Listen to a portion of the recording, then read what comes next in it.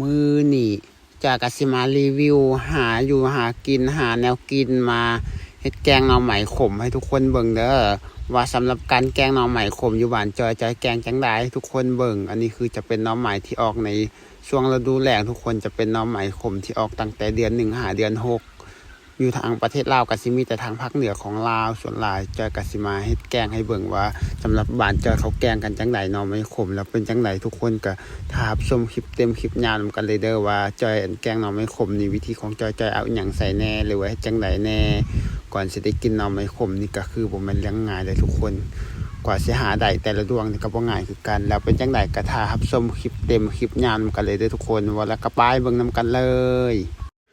แต่ก่อนสิไปเบิ่งคลิปยาวจอยก็มีอาหารตุ๊กตาสปอร์ตหลวงพระบางมาแนะนำด้วยทุกคนสำหรับผู้ใดที่สนใจอยากได้ชุดกีฬาอยากได้ชุดออกกำลังกายชุดแบบไปเล่นไปเที่ยวจอยขอแนะนำเลยอาหารตุ๊กตาสปอร์ตหลวงพระบางนี่ได้เลยด้วยทุกคนอาหารตัวนี้จะตั้งอยู่ทาง4แยกคอกงูบ้านเวียงไซหลวงพระบางจะอยู่ใจกลางหลวงพระบางเลยทุกคนจะอยู่แถวไกลๆตลาดมืดหลวงพระบางเดี๋ยวจอยสิพาเข้าไปเบิ่งทางในว่าเครื่องอยู่ที่อาหารตุ๊กตาสปอร์ตหลวงพระบางมีอีหยังแน่เข้ามาทางในแล้วสิ่งที่เห็นอย่างแรกก็สิแม่นเครื่องออกกำลังกายทุกคนว่าจะเป็นบานเตะบานตีบานส่งบานอีหยังก็มีหลายอย่างว่าจะเป็นชุดกีฬาเด็กน้อยของผู้ใหญ่ผู้หญิงผู้ชายว่าจะเป็นเกิบก็สิมีหลายแบบหลายอย่างให้เฮาเลือกเลยทุกคนถ้ามักแบบใดเฮาอยากได้แนวใดก็สามารถเข้ามาเลือกเอาอยู่ในหารได้เลยทุกคนหรือว่าผู้ใดที่สนใจอยากได้แบบออนไลน์เพิ่นก็สิมีขายอยู่ใน Facebook คือกันเครื่องหลักๆที่เพิ่นขายอยู่ในหารนี่ก็สิแม่นเครื่องกีฬาบ่ว่าจะเป็นเครื่องกีฬาเตะบาสเครื่องกีฬาตีบูนกีฬาเตะต่อกีฬาปิงป่องกีฬาตีมวยแล้วก็กีฬาตีดอกเกือบผ้าใบยิงทรายเด็กหน่อยเกือบซุกยิงทรายเด็กหน่อยเครื่องกีฬาผู้ใหญ่เด็กหน่อยมีครบจบทีเดียวอยู่ที่หาดตุ๊กตาสปอร์ตหลวงพระบางเลยเด้อทุกคนสำหรับผู้ใดที่สนใจอยากได้ก็สามารถทักมาหาเบอร์โทรศัพท์02055127899มาได้เลยเด้อทุกคนหรือทักหา Facebook ตุ๊กตาขายเครื่องกีฬาก็ได้เด้อทุกคนสรุปแล้วหาดตุ๊กตาหลวงพระบางนี่จะมีหลายแบบหลายอย่างให้เราเลือกหน่อยซื้อได้เลยทุกคนบ่ว่าจะเป็นแบบเครื่องกีฬาชุดออกกำลังกายเกือบผ้าเกือบอีหยังก็มีหมดทุกอย่างไม้ตีดอกมักบุญก็มีคือการสำหรับผู้ใดที่สนใจอยากได้ก็เข้ามาเบิ่งอาหารก็ได้หรือว่าทักมาหาทาง Facebook เพิ่นก็ได้เด้อทุกคนแล้วเป็นจังใดก็ฝากทุกคนแบบเข้าไปเบิ่งคลิปยาวน้ำจอยเด้อว่าเป็นจังใดว่าแล้วก็ไปเบิ่งกันเลยหลังจากแนะนำอาหารขายเครื่องอยู่ที่หลวงพระบางแล้วต่อมาจากกะเกียมมาหาเก็บผักเกียมสิเฮ็ดแกงหน่อไม้ขมให้ทุกคนเบิ่งเด้อทุกคน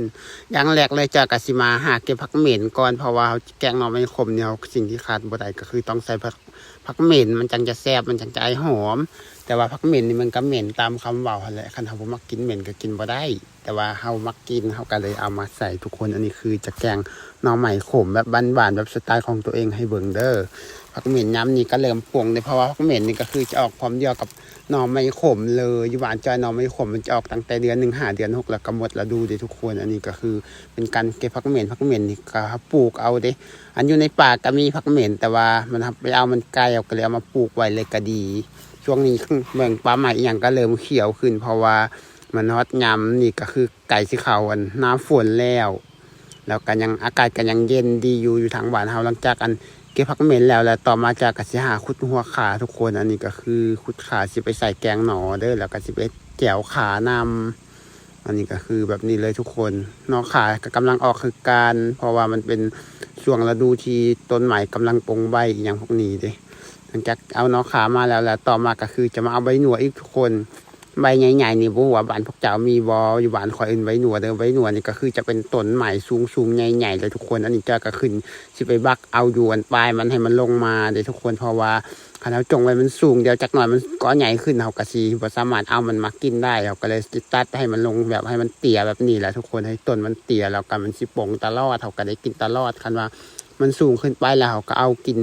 ยากเอากินลำบากก็เลยตัดให้มันเตี้ยอันนี้ก็คือจะเป็นต้นไม้ชนิดใหญ่เลยกินใบมันไหลคือจะเป็นใบหนัว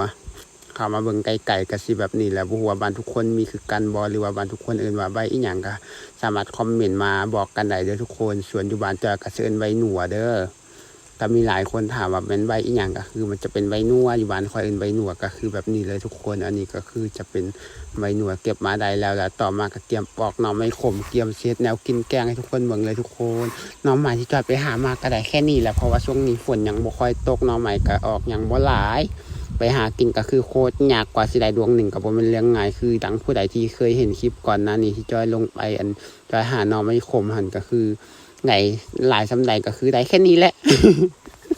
ได้มาจับเฉพาะเฮากินผู้เดียวนะคันว่าเอามากินหลายคนนี่ก็บ่พอเนื่องจากเขาไปหามันได้น้อยอันยังอยู่ใต้ดินแบบนี้เนาะไม่ขมมันก็คือจะยังบ่ขมทุกคนจะหวานอยู่แต่ว่าหลังจากมันโผล่ออกมาหน้าดินแล้วแห้งสูงสำใดมันแห้งสิขมสำนานจะเป็นหน่อไม้ที่บ่สามารถที่เราจะต้มให้มันจืดได้เขาต้มจังไดมันก็บ่จืดคือเก่าเพราะว่าคำว่าหน่อไม้ขมมันเป็นหน่อไม้ที่โคตรขมเลยสำหรับผู้ใดบ่มักกินขมนี่ก็คือจะกินบ่ได้จอยก็สิกินได้ในช่วงนี้แหละตอนมันอยู่ใต้ดินมันยังบ่ขมพอมันออกมาหน้าดินแล้วจอยก็สิบ่กินออกมาหน้าดินแล้วจอยก็สิไปหาอยู่แต่ว่าส่วนหลายหามาก็ให้พ่อแม่กินเพราะว่าพ่อแม่มักกินขมส่วนจอยเองบ่มักกินขมหน่อไม้เนี่ยเฮาสิผ่าก็ได้บ่ผ่าก็ได้เวลาแกงเพราะว่าหน่อไม้ชนิดนี้ปกติแล้วเขาสิบ่ค่อยต้มกันอยู่แล้วเขาอยากกินก็แกงกินได้เลยเพราะว่าหน่อไม้เป็นหน่อไม้ที่ออกในช่วงหน้าแล้งออกตั้งเดือน1 5เดือน6เป็นหน่อไม้ที่ต้มแบบบ่จืดมันบ่คือหน่อไม้ฤดูฝนเด้อทุกคนหลังจากได้มาแล้วจะกัดต่อมาเกียมดังไฟเช็ดแนวกินเลยทุกคนแกงหน่อไม้ดังไฟแล้วก็เอาหม้อเกียมมาข้างกับมืดแน่เพราะว่าอยู่ในเรือนครัวเฮาเถียงนาโคตรมือจะก็ต้องเปิดแฟลชโทรศัพท์อีกเครื่องนึงแล้วก็เส้นแจงน้อยนึงแบบนี้เลย เพราะว่ามือที่จอยกำลังแต่งกินพอดีฝ่ามือขึ้นคือกับฝนสิตกแต่ซึ่งเครื่องปรุงของจอยก็สิมีมักเอือดแล้วก็สิมีแบบขาอ่อนแล้วก็สิมีผักบัวแล้วหลังจากนั้นก็คือใส่ปลาแดกน้ำทุกคนปลาแดกก็สิใส่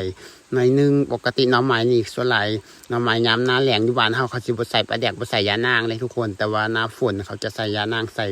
ปลาแดกคือหน่อไม้ทั่วไปแต่อันนี้คือหน่อไม้ฤดูแล้งเขาก็บ่ค่อยใส่กันแต่ว่าจอยก็ลองใส่เบิ่งไปทุกคนแล้วก็เอาหน่อไม้ใส่ตามเลยเอาหน่อไม้ใส่แบบนี้แล้วทุกคนก็พยายามดังไฟใส่เรื่อยๆจนกว่าหน่อเบิ่งว่ามันฟดแล้วมันหน่อก็ไก่น่าจะสุกแล้วเพราะว่านั่นจอยก็เกียมมาหอยมักเพชรต่อทุกคนหอยมักเพชรมักเอือดนี่แหละอยู่บ้านเฮาเอิ้นมักเอือดเด้อเว้าง่ายๆก็เอิ้นมักเอือดเลยหอยมักเอือดเกียมจีเฮ็ดแจ่วข่าเฮาก็จะแจ่วข่ากับแกงหน่อไม้ขมมันก็คือจะแซ่บเลยทุกคนอยู่บ้านเฮาเขาจะนิยมเฮ็ดกันจังซี่แล้วต่อมาก็คือหมอมัน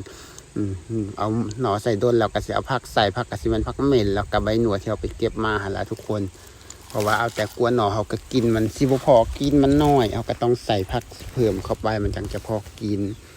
เพราะว่าไปหามาแบบใส่หลายอย่างนี่มันก็เป็นการแบบเฮ็ดให้หน่อแบบหอมแซ่บอีกแบบนึงเลยทุกคนผ่านไปโดนเบิ่งผักมันก็คือสิสุกแล้วก็พยายามมาคนมันแล้วก็ซีมเบิ่งว่าจอบบ่จอบกันว่าบ่จอบก็สิตื่มกันว่าจอบแล้วก็คือพอแล้วหลังจากนั้นก็เกียมปงเลยทุกคนมันสุกแล้วต่อมาก็เกียมจีมะเอือดให้แจ้วให้แจ้วก็คือจะไม่ให้แจ้วขาด้วยทุกคนอยู่บ้านเฮาช่วงนี้มะเอือดดิบจะบ่มีแต่มะเอือดแห้งจังซี่ล่ะเพราะว่ามันยามนี้บ่แม่นยามเทื่อปรุงมะเอือด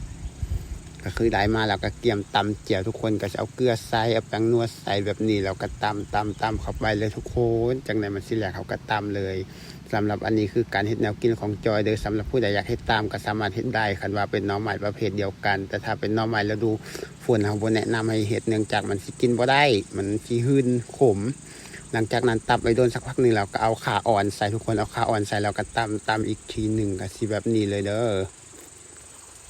หลังจากเขาตำไปโดนสักพักนึงแล้วมันก็คือว่าจะแหลกแล้วทุกคนก็ควัดเอาใส่ถ้วยแบบนี้เอาใส่ถ้วยแล้วก็เกียมต่อมาก็